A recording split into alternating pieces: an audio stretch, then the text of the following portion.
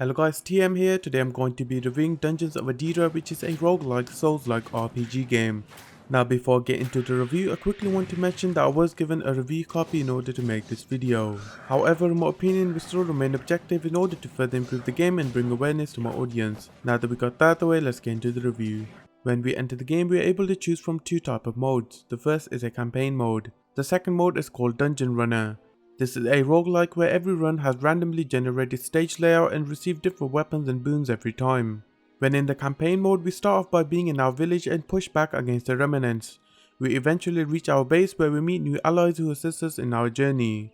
These can be allies that teach us how to improve on our fighting skills, hiring companions during our battles such as mages, clerics and warriors, talking to the merchant and buying or selling our equipment, being able to remove some of our boons that we don't need, and making potions from plants we are able to harvest on our runs. In the base, we are able to choose side objectives that have requests on the board. Similar to the main story, we can change the difficulty on the missions that increase or decrease the amount of EXP or rare loot we obtain. I felt like the difficulty needs to be adjusted or a new level of difficulty needs to be introduced, as the game felt extremely easy even on the highest difficulty. Even if I was overwhelmed or against the boss, I was still able to kill all the enemies with no problem. When we start the mission, we are transported to different biomes such as dungeons, jungles and caves. We must explore the map and complete the objectives. These objectives can be to kill enemies, rescue hostages and collecting items. Completing the objective will then enable us to teleport back and receive our reward. We are able to find a teleporter that sends us to the boss stage. I was a bit disappointed by the bosses as they don't really feel like bosses but basic enemies with increased health. These bosses can be mages, monsters, knights and warriors. If the player is able to defeat the boss, then they are able to get a boon that have passive abilities on our characters. These can be mana regeneration, attack speed and increased health, as well as many more. My favourite part in Dungeons of Edera is the customization, as there are a large amount of items and weapons that each have the unique designs, stats, effects and playstyle to it.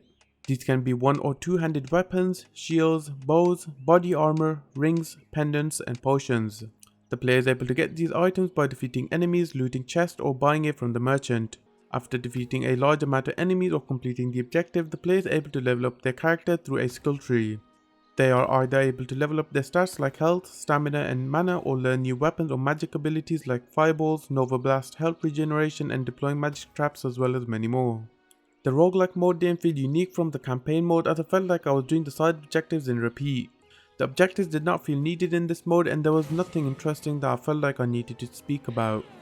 I found the visuals of Dungeons of Edera a bit lacking, as although it is visually acceptable, it feels a bit empty in certain areas, and examples are the houses, as some don't have anything in them at all. There is also a bug in the game where attacking an enemy ends up in them flying up in the air. The character dialogue also feels a bit weird, as the camera focuses on the player's face but the NPC's mouth does not move at all. There is also a problem with the stage designs, as they end up being stuck in certain areas and was killed multiple times due to this, which made replayability a bit frustrating. In conclusion, although I found Dungeons of Edera enjoyable, I feel like the game needs more polishing and improvements in certain areas like bosses or level design. The game is in early access, so hopefully they improve these parts in the future. I will be giving Dungeons of Edera a 5 out of 10, however I do feel like it has potential to be a 7 in the future. Thank you guys for watching my video. If you're interested in the game or want to check it out, I have a link in the description to its Steam page. I hope you liked my review and be sure to expect more coming. I'll see you guys in the next video. TM out.